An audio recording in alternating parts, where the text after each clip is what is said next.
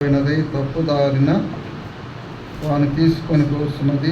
వాడు తన ఆత్మ రక్షించుకున్న దారుడనియు నాకుడు చేత అబద్ధం ఉన్నది కదా అనియు అనుకున్నవాడు వానికి బుద్ధి చాలదు.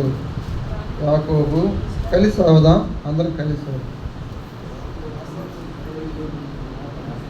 యాకోబు ఇశ్రాయేలు వీటిని జ్ఞాపకం చేసుకున్నాము. నీవు నా సేవకుడవు, నేను నిన్ను నిర్మించి తిని. ఇశ్రాయేలు, నీవు నాకు సహాయకుడైనావు, నేను నిన్ను మరిచిపోతాను. మంచు వీసిపోయినట్లుగా నేను నీ అతిక్రమలను, మబ్బు తొలగినట్లుగా నీ పాపములను విడిచివేసి ఉన్నాను. నేను నిన్ను విమోచించి ఉన్నాను, నా ఎదుకు మల్లుకున్నాను. దేవుని సహాయం కొరకై ప్రార్థన చేసుకున్నాం.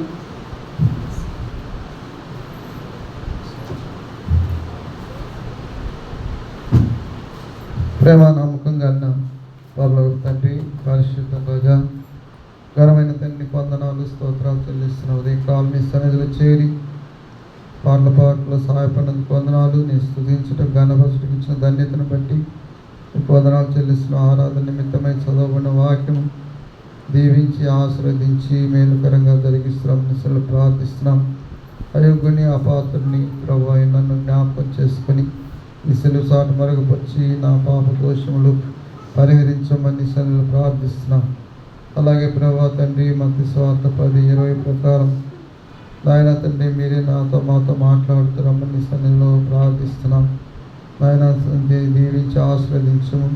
ఈ వాక్యంలో సత్యాలు నాకు బయలుపరచమని సన్నిధిలో ప్రార్థిస్తున్నాం. రాగలిగిన వీళ్ళందరిని బట్టి వందనాలు. రావాల్సిన త్వరగా తీసుకురండి, నడిపిస్తారండి.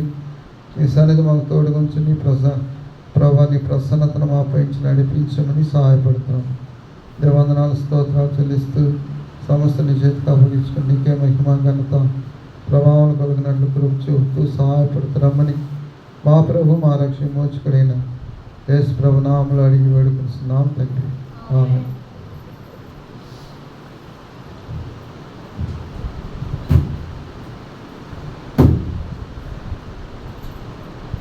యెషయా గ్రంథం 44వ అధ్యాయం 20 నుంచి 23 వరకు మనం చదువుకుంటూ వచ్చినాం. 21వ వచనాన్ని చదువుకున్నాం. యాకోబు ఇశ్రాయేలు వీటిని జ్ఞాపకము చేసుకున్నాము అన్నాం. కాబట్టి ఇక్కడ యాకోబు గురించి, ఇశ్రాయేలు గురించి ప్రస్తావిస్తూ ఉన్నాడు. యాకోబు అంటే మనకు మోసగాడు అనేది మనకు తెలుసు. కాబట్టి యాకోబు అనగానే మోసగాడు అనుకుంటాం. అలాగే యాకోబు దేవుడు ఎలా పిలుస్తున్నాడంటే యాకోబు ఇశ్రాయేలు. ఇశ్రాయేలు అంటే దేవునితో పోరాడిన వాడు, దేవుని మీద పోరాడి విజయము సాధించిన వాడు. అలాగే ఇశ్రాయేలు అంటే దేవుని పిల్లలు అని కూడా మనం చెప్పుకోవచ్చు. కాబట్టి దేవుని పిల్లలు. అంతకుముందు యాకోబు అంటే మోసగాడు అని, ఇప్పుడు ఇశ్రాయేలు అంటే దేవుని పిల్లలు అని. అంటే యాకోబు జీవితము మోసకరమైన జీవితం అనేది మనకు తెలుసు. కాబట్టి ఏ విధంగా ఆయన మోసం చేస్తూ వచ్చాడు అనేది కూడా మనము ఎరిగంటాం. అయితే అంటున్నాడు, దేవుడు అంటున్నాడు, యాకోబు ఇశ్రాయేలు వీటిని జ్ఞాపకము చేసుకున్నాము అంటున్నాడు. కాబట్టి యాకోబు జీవితాన్ని జ్ఞాపకం చేసుకోమంటున్నాడు, ఇశ్రాయేలు జీవితాన్ని జ్ఞాపకం చేసుకోమంటున్నాడు. అంటే యాకోబుగా ఉన్నప్పుడు ఎలాగుంటూ వచ్చినాడు, తిరిగి దేవుడు ఆయన ఎలాగ మారుస్తూ వచ్చినాడు. కనుక మార్చిన తర్వాత ఆయన దేవుని పిల్లలుగా మార్చబడుతూ వచ్చినాడు. ఇశ్రాయేలు అంటే దేవుని పిల్లలు. కాబట్టి పోరాడి జయించిన వాడు కనుక ఈ లోకం మీద శరీరాశ, నేత్రాశ, జీవభూతము మీద మనము కూడా ఒకప్పుడు యాకోబు లాంటి జీవితం కలిగిన వారుగా ఉంటూ దేవుడు మనల్ని దేవుని పిల్లలుగా మార్చినప్పుడు ఇశ్రాయేలుగా చేయబడుతూ వచ్చినాం. కాబట్టి మనల్ని మనం జ్ఞాపకం చేసుకుని యాకోబు లాంటి జీవితం కలిగినప్పుడు ఇప్పుడు దేవుడు మనల్ని ఆయన పిల్లలుగా మార్చుకుంటూ వచ్చాడు. కాబట్టి మనము ఆయనని స్తుతించి ఘనపరిచేవారంగా ఉండాలి. కాబట్టి ఒకసారి మనం చూసుకుంటే ఆదికాండము 27వ అధ్యాయం 18వ వచనాన్ని మనం చదువుకున్నాం. అది కారణం 27వ అధ్యాయం యాకోబు ఏ విధంగా మోసం చేస్తూ వచ్చినాడు అనేది మనము స్పష్టంగా మనం ఇక్కడ చూడగలం. కనుక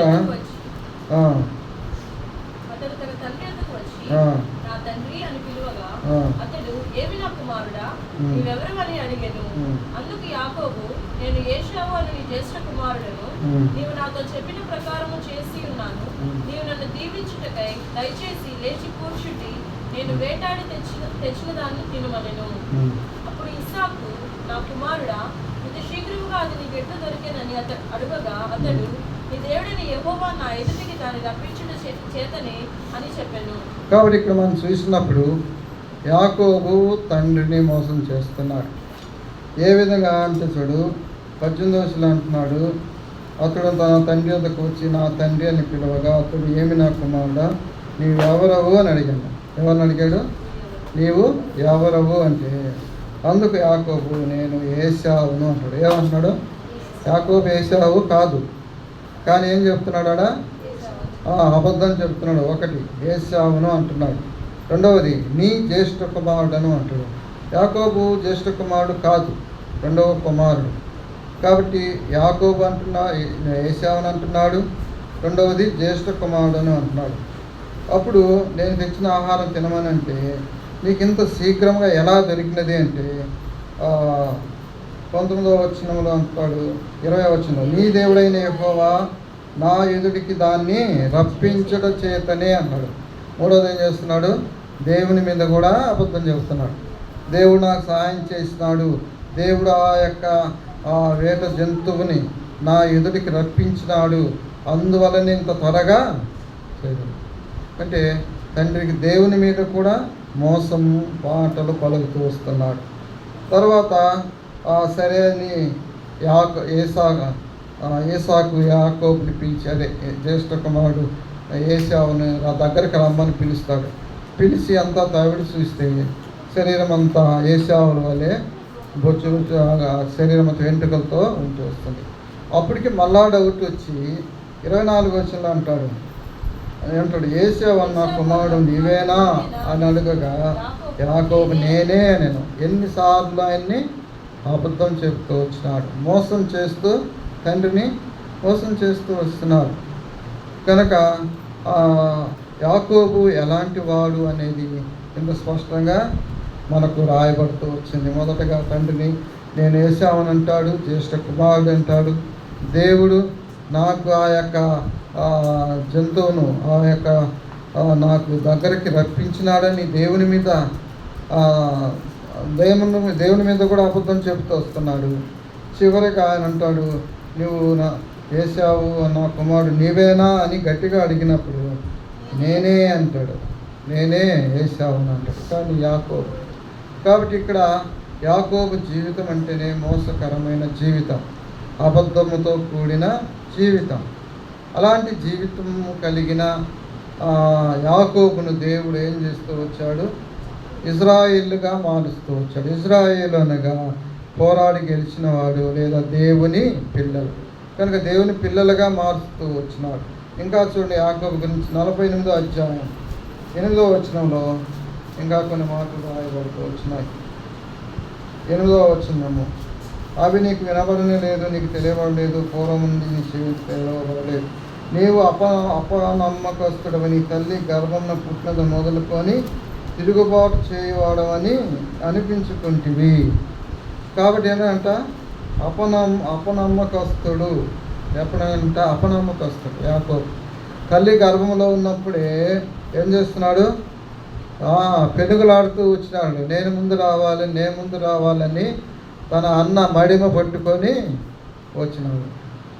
కాబట్టి అపనమ్మకస్తుడిగా ఉంటున్నాడు. తల్లి గర్భం పుట్టినది మొదలుకొని తిరుగుబాటు చేయవాడని యాకోబుకు ఉంటుంది. అదే కదా, యాకోబును అన్న దగ్గరికి వెళ్ళి ఏం చేస్తాడు? ఆయన చిక్కుడుకాయలు, రంగురంగుల కూర, చిక్కుడుకాయ కూర తింటుంటే అది ఏమంటే ఏమంటాడు? నాకు నీ జ్యేష్ఠత్వం ఇస్తే నేను ఇస్తానంటాడు. చూడండి, వాళ్ళ అన్నను ఏమని అడుగుతున్నాడు? అన్న అడిగితే ఇగో అన్న తీసుకో తిను అని అనాల్సింది పోయి నీ జ్యేష్ఠత్వం ఇస్తే కానీ నేను అవి ఇవ్వను అన్నాడు. ఏశావు జ్యేష్ఠత్వం నేనేం చేసుకునేది అనుకున్నాడు. ప్రథమ ఫలాన్ని తృణీకరించాడు కనుక చిక్కుడుగాయల కోసం, ఆహారం కోసం ఏం చేసుకొచ్చాడు? జ్యేష్ఠత్వము అమ్మి వేసుకున్నాడు. కాబట్టి ఇక్కడ యాకోబుల అన్నను కూడా మోసం చేశాడు. కాబట్టి అపనమ్మకస్తుడు, నమ్మకం లేనివాడు, వాళ్ళ అన్న విషయంలో నమ్మక ద్రోహం చేస్తూ వచ్చినాడు. కానీ తల్లి గర్భంలో ఉన్నప్పటి నుంచి ఏం చేస్తూ వచ్చినాడు? ఆయన మోసం చేస్తూ వచ్చినాడు. నేను ముందు రావాలని పోరాడుతూ వచ్చినాడు. కాబట్టి యాకోబు విషయంలో ఎలాంటి వాడంట? అపనమ్మకస్తుడు, తిరుగుబాటు చేయవాడు. అలాంటి యాకోబుని దేవుడు ఏం చేస్తూ వచ్చినాడు? చూడండి, యెషయా 44 అధ్యాయం 21 వచనం మనం చదువుకున్న భాగంలో ఒకటి ఉంటుంది చూడండి. 21 వచనంలో యాకోబు, ఇశ్రాయేలు వీటిని జ్ఞాపకము చేసుకునము, నీవు నా సేవకుడవు, నేను నిన్ను నిర్మించి తిని అంటాడు. కనుక యాకోబుని దేవుడు నిర్మించుకున్నాడు తల్లి గర్భంలో ఉన్నప్పుడే. కాబట్టి యాకోబుని నిర్మించుకున్నాడు దేవుడు, యాకోబుని దృష్టించినాడు. కనుక యాకోబు కావాలని కోరుకుంటూ వచ్చినాడు. కనుక యాకోబు మోసగాడైనప్పటికీ తండ్రిని మోసం చేసిన, అన్నను మోసం చేసిన, అలాగే తల్లి గర్భంలో నుంచి వచ్చినప్పుడు ఆయన అపనమ్మకస్తుడిగా వచ్చిన దేవుడు ఆయనను నిర్మించుకుంటూ వచ్చాడు. అదే అధ్యాయంలో 24 వచనంలో మనం చదువు, గర్భము నుండి నిన్ను నిర్మించిన నీ విమోచకుడు. ఏంటంట? గర్భంలో ఉన్నప్పుడే యాకోబును దేవుడు నిర్మించుకుంటూ వచ్చినాడు. కాబట్టి దేవుడు యాకోబు జీవితము ఎంత భయంకరమైనప్పటికీ, యాకోబు జీవితము దేవునికి ఇష్టం లేనిదైనప్పటికీ యాకోబుని దేవుడు ఏర్పరచుకుంటూ వచ్చినాడు, నిర్మించుకుంటూ వచ్చినాడు. తల్లి గర్భంలో ఉన్నప్పుడే దేవుడు యాకోబుని నిర్మించుకుంటూ వచ్చినాడు. 43 అధ్యాయం 1వ వచనంలో కూడా ఉంది. 43 అధ్యాయం 1వ వచనం, అయితే యాకోబు నిన్ను సృజించిన వాడికి యెహోవా, ఇశ్రాయేలు నిన్ను నిర్మించిన వాడు ఇలా సెలవిస్తున్నాడు, నేను నిన్ను విమోచించినాను, భయపడకము, పేరు పెట్టి పిలిచినాను, నీవు నా సొత్తు. ఏమంటున్నాడంట? నిన్ను నిర్మించిన వాడును నేనే అంటున్నాడు, నిన్ను సృజించిన వాడును నేనే. యాకోబు నిన్ను సృజించిన వాడు నేనే అంటే తల్లి గర్భంలో ఉన్నప్పుడు, పిండముగా ఉన్నప్పుడు రూపించింది దేవుడు. అందుకే అంటున్నాడు యాకోబు, నేను నిన్ను సృజించిన వాడును. అయితే బయటకు వచ్చిన పాట అంటున్నాడు, ఇశ్రాయేలు నేను నిన్ను నిర్మించిన వాడను, నీవు నా సొత్తు, నిన్ను విమోచించి ఉన్నాను, నీవు నా సొత్తు అంటున్నాడు. కనుక యాకోబుగా ఉన్నప్పుడు దేవుడు యాకోబుని తల్లి గర్భంలో సృష్టించినాడు.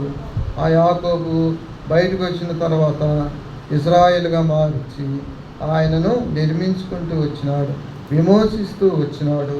తర్వాత ఆయన నీవు నా సొత్తు అని కూడా అంటున్నాడు. అందుకే ఇర్మీయా గ్రంథంలో 1వ అధ్యాయం 5వ వచనంలో మన విషయమే చక్కగా రాయబడుతూ వస్తుంది. ఇర్మీయా గ్రంథం 1వ అధ్యాయం 5వ వచనంలో అంటాడు, యెహోవాకు నాకు ప్రత్యక్షం రాసవచ్చును, గర్భంలో నిన్ను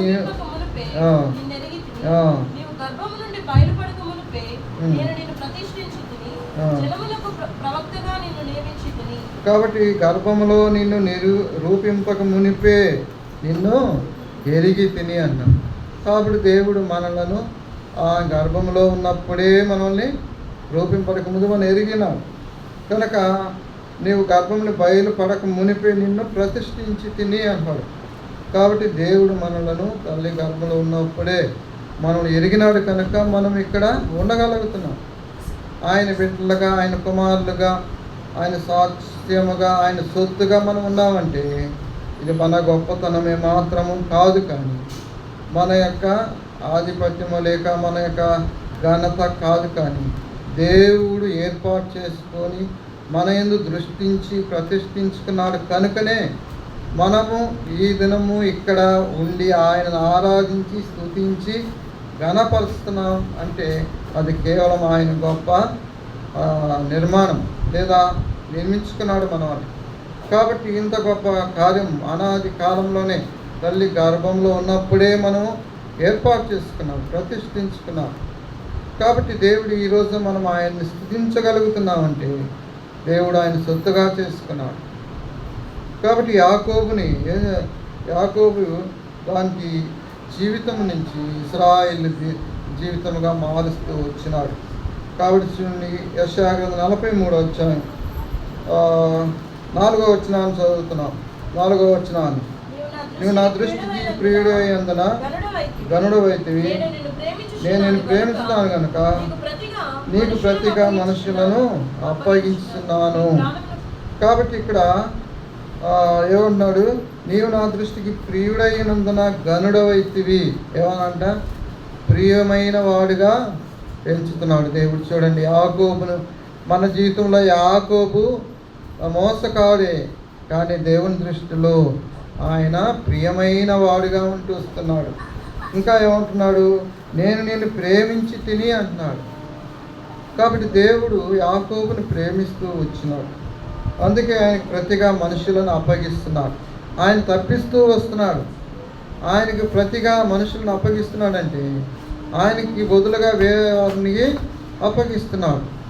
మనలను కూడా దేవుడు ప్రేమిస్తూ వచ్చినాడు. దేవుడు మనలను ప్రియముగా ఎంచుకుంటూ వచ్చినాడు. అందుకే మనకు బదులుగా తండ్రి అయిన దేవుడు తన కుమారుని అప్పగిస్తూ వచ్చినాడు. మనల్ని అప్పగించుకోవాల్సింది పోనిచ్చి మనం చేసిన పాపమునకు, మోసమునకు, అబద్ధమునకు మన అపనమ్మకస్తులమై ఈ లోకంలో జీవిస్తున్నందుకు దేవుడు మనకు ప్రతిగా ఎవరిని అప్పగించినాడు? ప్రభువైన యేసుక్రీస్తుని అప్పగిస్తూ వచ్చినాడు. చూడండి, అప్పగిస్తూ వచ్చినాడు. అలాగే 44 అధ్యాయం 22వ వచనంలో కూడా కొంత భాగం ఉంది. 44 అధ్యాయం 22వ వచనంలో,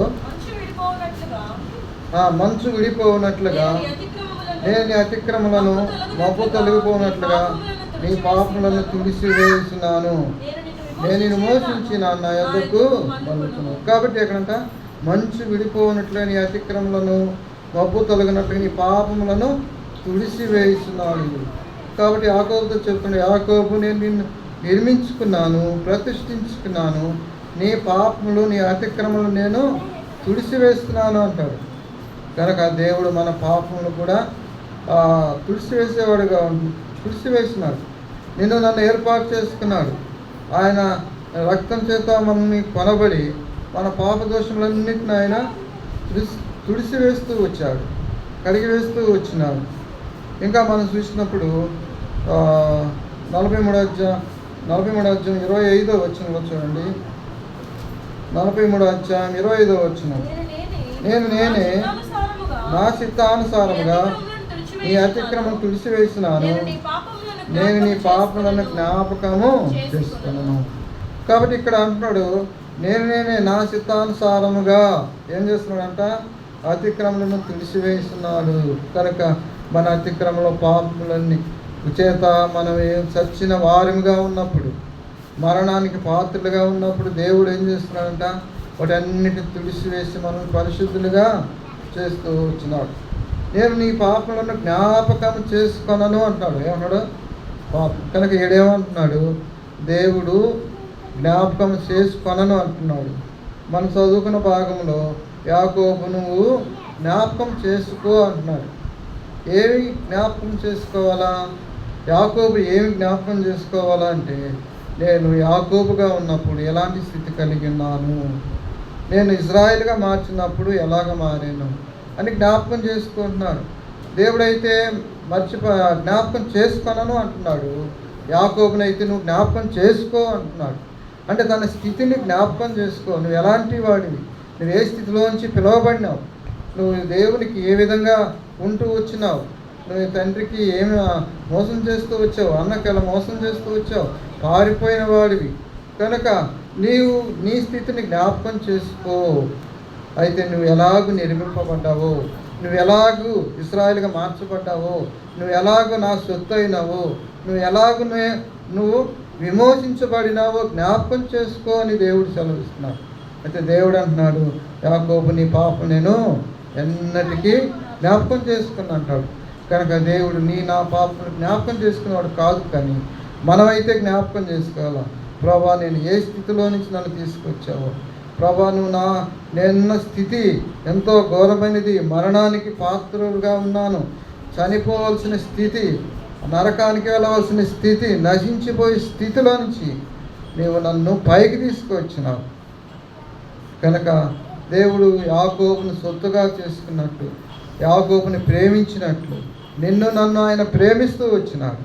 అందుకే నీ ఎడల జాలి చూపుతూ వచ్చినాడు, మన ఎడల కృప చూపుతూ వచ్చినాడు. అందుకే మనము ఆయనను స్తుతించి గణపరిచి మహింపరిచే వారిగా యుగాయుగములో మనం బ్రతికినంత కాలం ఆయనకి నమ్మకముగా ఉంటూ ఆయన స్తుతిస్తూ గణపరిచే వారంగా ఉండాలి. ఇంకా మనం బాగా చూస్తాం అంటాడు కీర్తన గ్రంథం 103 అధ్యాయం 12వ వచనంలో చూస్తాం. కీర్తన గ్రంథం 103:12 వచనంలో అంటాడు, పడమటికి తూర్పు ఎంత దూరము, ఆయన మన అతిక్రమలను మనకంత దూరపరచి ఉన్నాడు. కాబట్టి మన అతిక్రమం ఎంత దూరపరిచాడంట? పడమటికి తూర్పు ఎంత దూరము ఎవరు కూడా కనుగొనలేదు ఇప్పటి వరకు. తూర్పు పడమరలు ఉత్తర దక్షిణాలు ఎవరికి కొలతలు లేవు. అది దేవుని సృష్టి, దేవునికి ఒక్కరికి మాత్రమే తెలుసు అంటున్నాడు. ఈ యొక్క కీర్తన గ్రంథంలో పడమటికి తూర్పు ఎంత దూరము, ఆయన మన అతిక్రమలను అంత దూరము పరిచినాడు. కాబట్టి ప్రియమైన వాళ్ళారా, నా పాపలను దేవుడు మరచిపోయినాడు, దూరపరిచినాడు. కాబట్టి దేవుని మనం ఎంతగా స్తుతించాలి, ఆయన మనల్ని ఎంతగా ప్రేమించినాడు. ఇంకా చూడండి యెషయా గ్రంథం 53వ అధ్యాయం 12వ వచనాన్ని, 53వ అధ్యాయం 12వ వచనాన్ని.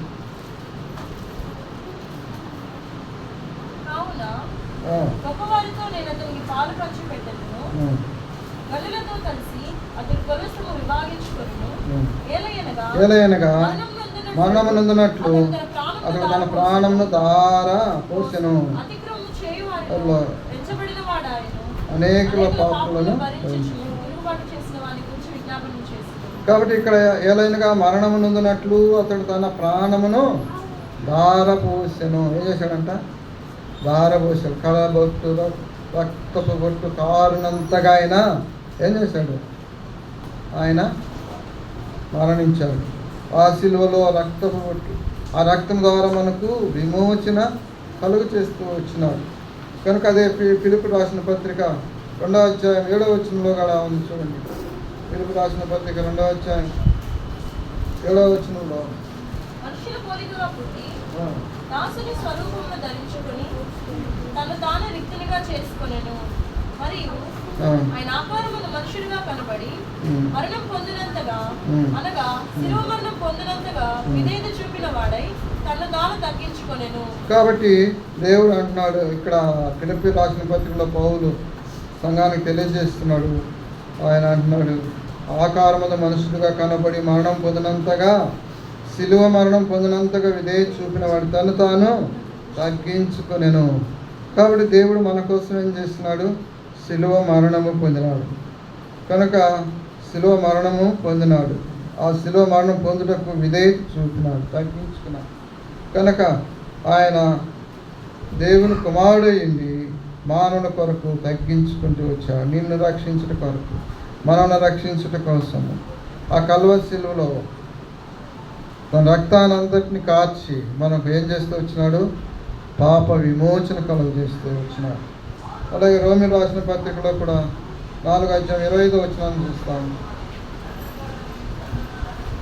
4వ అధ్యాయం 25వ వచనాన్ని, ఆయన అపరాధముల నిమిత్తము అప్పగింపబడి మనకు నీతిమంతులుగా తీర్చబడుటకై లేపబడెను.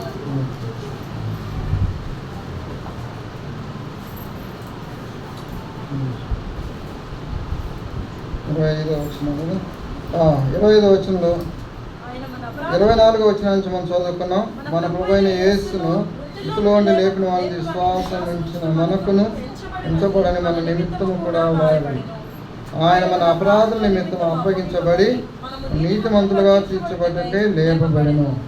కాబట్టి మన అపరాధుల నిమిత్తమై అప్పగించబడినాడు, మన పాపల నిమిత్తమై అప్పగించబడినాడు, మన తిరుగుబాటు స్వభావాన్ని బట్టి అప్పగించబడినాడు, మన మోసమును బట్టి, అబద్ధమును బట్టి దేవుడు అప్పగించబడుతూ వచ్చాడు.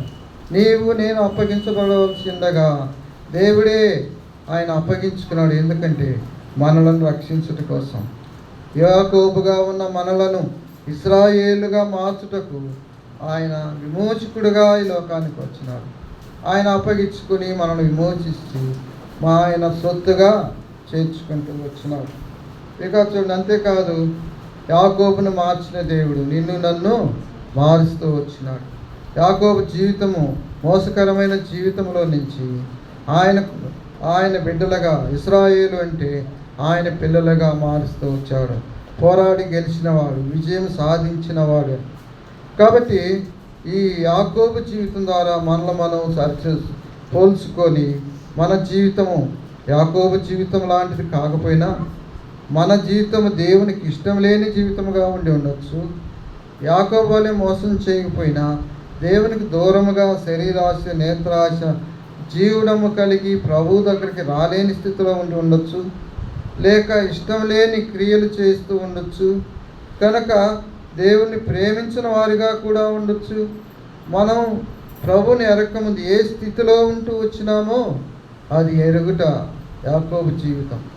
కనుక అది యాకోబుగా ఉన్న జీవితం. మనలో మార్చినాడు దేవుడు. ఇశ్రాయేలుగా, ఆయన పిల్లలుగా, ఆయన బిడ్డలుగా మార్పు చెంది మార్పును కలుగజేస్తూ వచ్చినాడు. ఇప్పుడు నీవు నా సొత్తు అంటున్నారు. అయితే ఆ విధంగా దేవుని ప్రభువా, నేను ఒకప్పుడు యాకోబు జీవితం కలిగిన వాడిను, ఇప్పుడైతే ఇశ్రాయేలుగా మార్చినాం, నీ బిడ్డలుగా మార్చినాం, నీ విజయాన్ని ఇచ్చేవని మనం ఆయన ఆరాధిస్తూ స్తుతిస్తూ కనపరచాలి. అంతేకాదు ఇంకా మనకు దేవుడు ఏమనిపించవచ్చు. యెషయా గ్రంథం 45వ అధ్యాయం 3వ వచనాన్ని చదువుకున్నాం.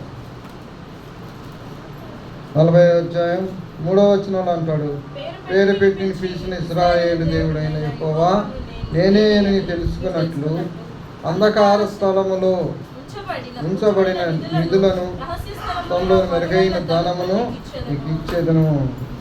కాబట్టి ఇక్కడ యాకోబుతో చెప్తున్న అంధకార స్థలములలో ఉంచబడిన నిధులను, రహస్య స్థలములోని మరుగైన ధనమును, అంటే దేవుని యొక్క ఆశీర్వాదములు మనకిస్తానంటారు. అంధకార అంటే ఎవరికి తెలియని ధనం, ఎవరికి తెలియని మేలులు, ఎవరికి తెలియని గొప్ప ఆధిక్యతను దేవుడు నీకు నాకు ఇస్తానంటున్నాడు. రక్షించుకోవటమే కాదు, కానీ ఆయన పరలోక సంబంధమైన ఆశీర్వాదాలను ఇస్తానంటున్నాడు.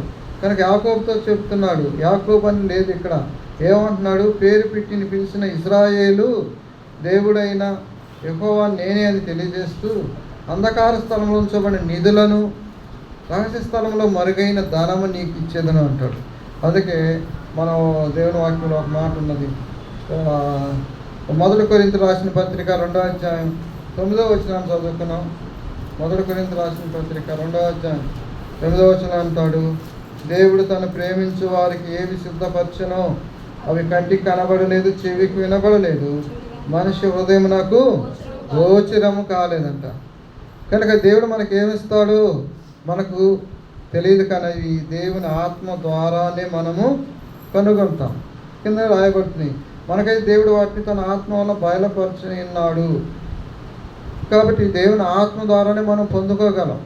దేవుని ఆత్మ ద్వారానే బయలుపరచబడతాయి, కానీ మనకు అవి కనిపించదు. అంటే దేవుడు మన ఎడల ఎంత ఆశీర్వాదములు, ఎన్ని ఆశీర్వాదములు, ఎంత గొప్ప ప్రేమను చూపిస్తున్నాడు. రక్షించడమే కాదు, పరలోక సంబంధమైన దీవెనలు, ఆశీర్వాదాలు కూడా ఇచ్చేదానికి సిద్ధముగా ఉన్నాడు. కనుక దేవుడు మనం ఎంతగా ప్రేమిస్తున్నాడు అనేది ఈ యొక్క వాక్యం బట్టి మనం తెలుసుకోగలం.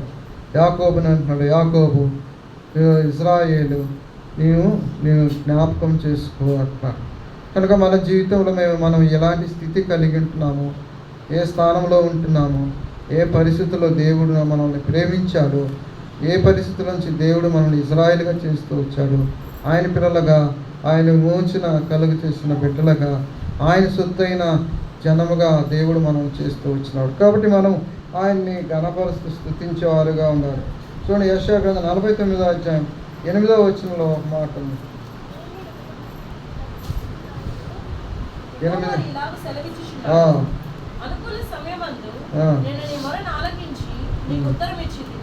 రక్షణ దినమందు నిన్ను ఆదుకొంటిని. కాబట్టి ఇక్కడ ఏమని చెప్తున్నాడంటే రక్షణ దినమందు నిన్ను ఆదుకొంటిని అన్నాడు. కనుక దేవుడు ఏం చేసేవాడు? ఆదుకునే దేవుడు. కనుక యాకోబు స్థితి ఎంతో భయంకరమైన స్థితిగా ఉంటుంది.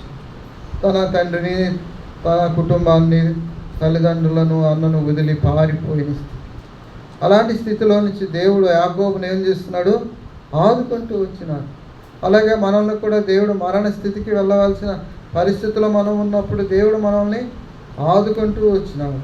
15వ వచనంలో చూడండి, స్త్రీ తన గర్భంలో పుట్టిన బిడ్డను కరుణింపకుండా తన చంటి పిల్లను మరచున వారైనా మరచుదురు, కానీ నిన్ను మరువను. చూడు, మన అరచేతుల మీద నేను నిన్ను చెక్కినాను. కనుక ఇక్కడ మనం చూసినప్పుడు దేవుడు నిన్ను మరువను అంటున్నాడు. కనుక పైన చూసినప్పుడు ఆదుకుంటాను అంటున్నాడు. 8వ వచనంలో ఆదుకుంటాను అంటున్నాడు.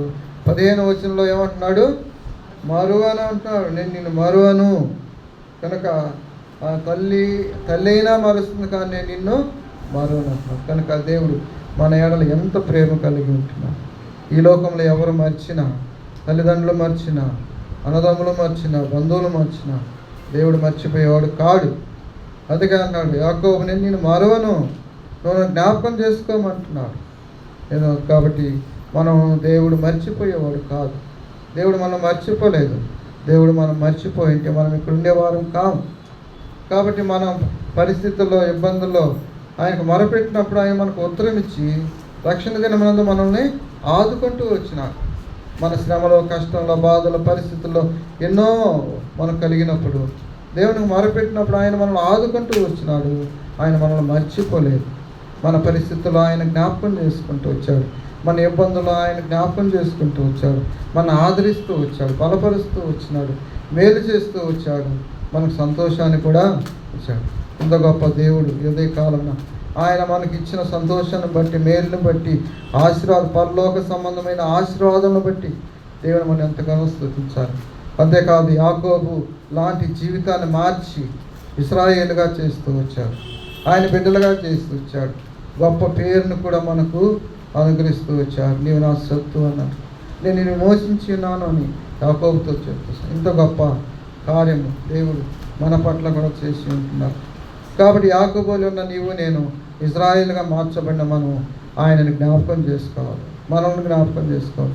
ఏ స్థితిలో ఉండి దేవుడు నన్ను రక్షించినాడు, ఏ విధంగా ఉన్నప్పుడు నేను ఇప్పుడు ఏ స్థితిలోకి రాగలిగేదానికి కారణం ఉన్నాను అని తెలుసుకోవాలి. కాబట్టి మనం ఈ యొక్క యాకోబు జీవితం ద్వారా మనల్ని పరీక్షించుకుందాం, ఆరాధిద్దాం, ఘనపరుస్తాం, దేవుని మహిమపరుస్తాం. ఈ వాక్యాన్ని దేవుడు దీవించి ఆశీర్వదించిన వారు.